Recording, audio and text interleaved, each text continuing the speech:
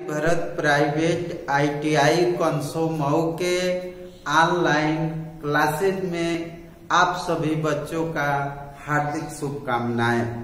मैं employability skill का दूसरा पार्ट लेकर आपके सामने उपस्थित हुआ हूं। पहले मैं श्रवणता के बारे में बता चुका हूं। आज आप लोगों को हम श्रवणता के महत्व के बारे में बताएंगे। देखिए, श्रवणता का महत्व जो होता है कि हम किसी की बात को अगर ध्यान से पूर्वक सुन रहे हैं तो हमको उससे क्या लाभ होता है। पहला लाभ होता है, देखेंगे कि सुनने से काम की गुणवत्ता तथा उत्पादकता में सुधार आता है। जैसे कि गुणवत्ता यानी हमारे अंदर जो गुण होता है उसमें विकास होता है, और जो हमारी उत्पादकता होती है यानी हमारी क्षमता, उसमें भी हमारा प्रोग्रेस और विकास होता है। ठीक है, तो पहला है आपका कि सुनने से काम की गुणवत्ता तथा उत्पादकता में सुधार आता है। ठीक है, दूसरा है अच्छा सुनना व्यक्ति को आगे बढ़ने में भी मदद करता है। जैसे आप किसी की बातों को ध्यान पूर्वक सुनते हैं तो उससे आपको बोलने की स्टाइल पता होती है। आपके अंदर बहुत सारे शब्द हो जाते हैं। अगर आपको 10 लोगों में 20 लोगों में अगर बोलना है या तो 500 1000 की संख्या होती है, तो आपके अंदर अगर शब्द है तो किसी को आप कोई भी चीज बोल करके उसको समझा सकते हैं। ठीक है, तो दूसरा है आपका अच्छा सुनना व्यक्ति को आगे बढ़ने में मदद करता है। इसके बाद तीसरा है अच्छा श्रोता कौशल कार्यशैली को भी सुधारता है। जैसे मान लीजिए कि आप कोई भी कार्य कर रहे हैं, जैसे आप पढ़ रहे हैं, ठीक है, तो पढ़ रहे हैं तो जब कोई आपको बात समझाता है कि बच्चे आपको पढ़ना चाहिए, आप पढ़ेंगे तो आपको अच्छी नौकरी मिलेगी, आप अपने परिवार का अपना पालन पोषण बहुत अच्छे ढंग से कर सकते हैं। ठीक है, तो अच्छा श्रोता कौशल एवं कार्यशैली को सुधारता है। ठीक है, जैसे कोई काम भी आप करते हैं, पढ़ाई भी करते हैं, तो पढ़ाई को भी अच्छे ढंग से आप कर सकते हैं। नहीं तो आपके अंदर वो गुणवत्ता ये कौशल नहीं रहेगा और कार्य को करने का सही ढंग नहीं रहेगा तो आप नहीं कर सकते हैं।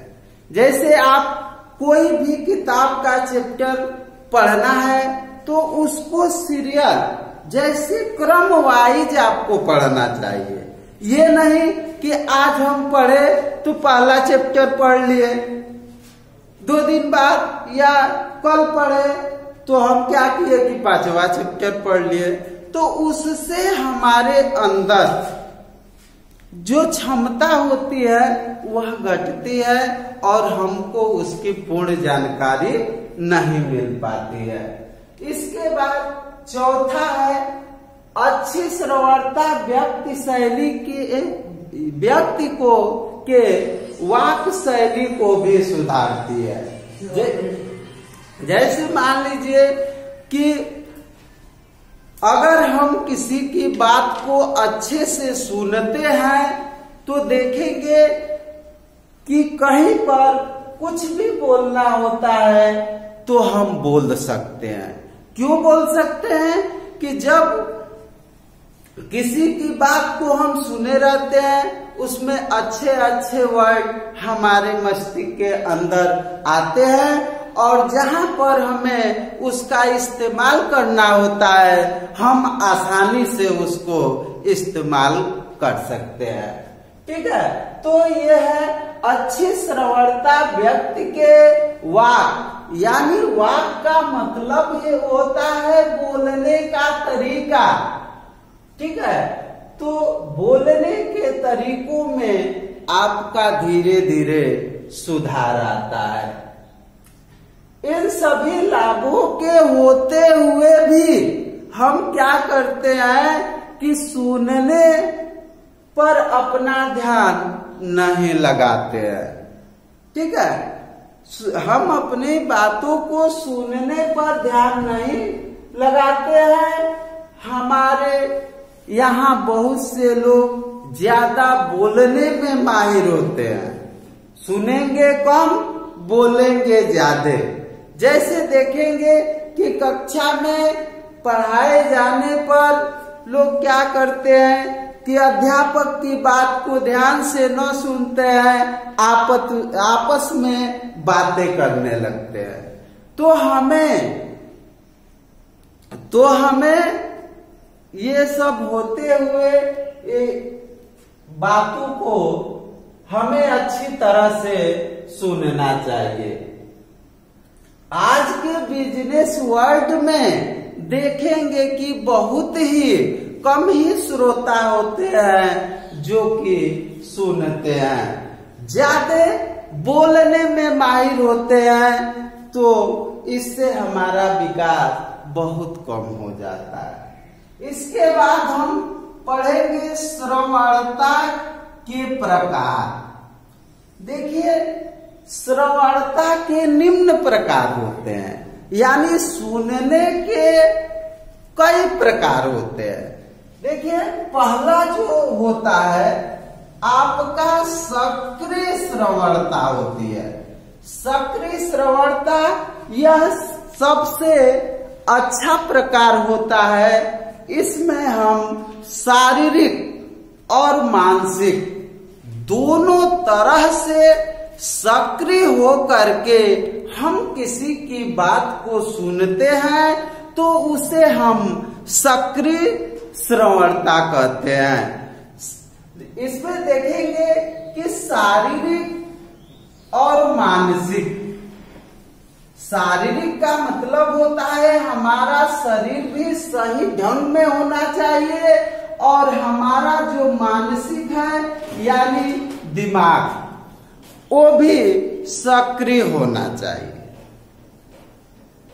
इसके बाद निष्क्रिय श्रवणता।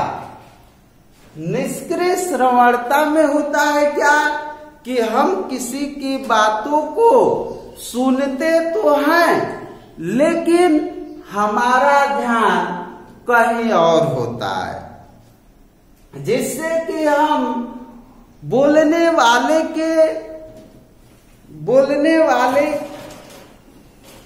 को ध्यान नहीं दे पाते हैं, और हम संदेश को अच्छे ढंग से सुन नहीं पाते हैं।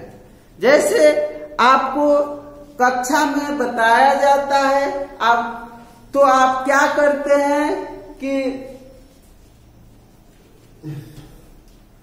आप क्या करते हैं कि आपका कक्षा में ध्यान नहीं रहता है, आपका घर ध्यान चला जाता है। आप कक्षा में पढ़ते तो हैं, लेकिन आपका ध्यान घर होता है।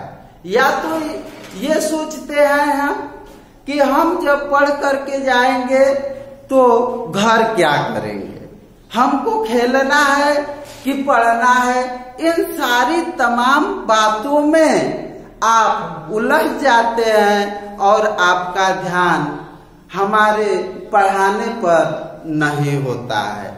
तो इसमें आपको हम यही कहेंगे कि जब आप कोई भी टीचर पढ़ाता है तो उसके पढ़ाने पर आपका ध्यान होना चाहिए। इसके बाद है चयनात्मक श्रवणता। चयनात्मक श्रवणता में होता है कि किसी की बात को जब हम सुनते हैं तो हमें ऐसा प्रतीत होता है कि कुछ बातों को हम सुन लेते हैं और हमारे दिमाग में वो भर जाता है, ठीक है। और जो हमें अच्छा नहीं लगता है उन बातों को हम अपने दिमाग से निकाल देते हैं, ठीक है। जैसे सपोज करिए कि आप कभी गाना सुन रहे हैं तो गाने में क्या होता है कि जो आपको अच्छी लाइन रहती है उसको आप तुरंत आपके दिमाग में याद आ जाता है। लेकिन अगर किसी से पूरे गाना पूछा जाए तो नहीं बता सकता है। यानी जब देखेंगे कोई नेता भाषण देता है तो उसका पूरा भाषण हमें याद नहीं हो पाता है, मात्र हमको वही चीज याद हो पाती है कि जैसे जो हमें अच्छा लगता है। अगर नेता के पूरे भाषण को अगर कहा जाए कि आप बताइए तो नहीं बता सकते हैं। लेकिन कुछ ऐसी चीजें होती है कि जो बोलता है तो आपको वह बहुत अच्छा लगता है, और अच्छा लगता है तो वही आपके दिमाग में भर जाता है। तो इसको हम कहते हैं कि चयन कर लिए हैं। तो ये आप होता है चयनात्मक श्रवणता, जिसमें इसमें श्रोता केवल उस भाग को सुनता है जिसमें उसकी रुचि होती है, ठीक है, और बाकी भाग पर वह ध्यान नहीं दे पाता है। इसके बाद देखिए आपका विश्लेषणात्मक श्रवणता। विश्लेषणात्मक श्रवणता में होता है क्या कि विद्यार्थी या कोई भी श्रोता संदेश को सुनते समय केवल संदेश को सुनता ही नहीं है बल्कि उसका विश्लेषणात्मक या विश्लेषण अध्ययन भी करता है, ठीक है। जैसे आप पढ़ते हैं या कोई चीज करते हैं तो आपके दिमाग में वो चीजें आने लगती है, ठीक है।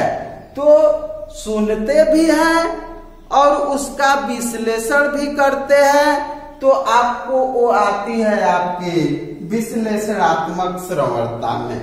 तो यहाँ होगा कि श्रोता संदेश को सुनते समय न केवल संदेश पर ध्यान देता है बल्कि उसका विश्लेषणात्मक अध्ययन भी करता है।